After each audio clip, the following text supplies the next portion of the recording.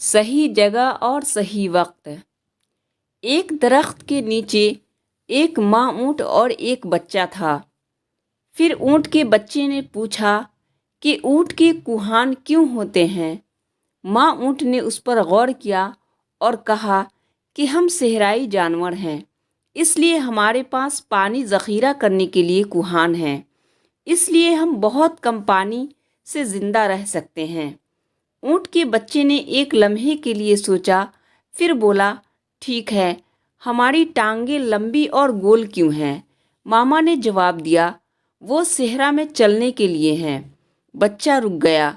تھپڑ مارنے کے بعد اونٹ نے پوچھا، ہماری پلکیں لمبی کیوں ہیں؟ کبھی کبھی وہ میرے راستے میں آ جاتے ہیں۔ ماما نے جواب دیا، وہ لمبی موٹی پلکیں آپ کی آنکھوں کو صحرا کی ریت سے بچاتی ہیں جب یہ ہوا چلتی ہے۔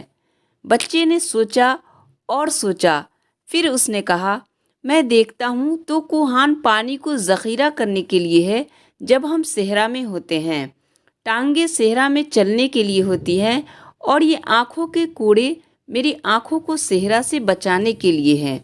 تو چڑیا گھر میں کیوں؟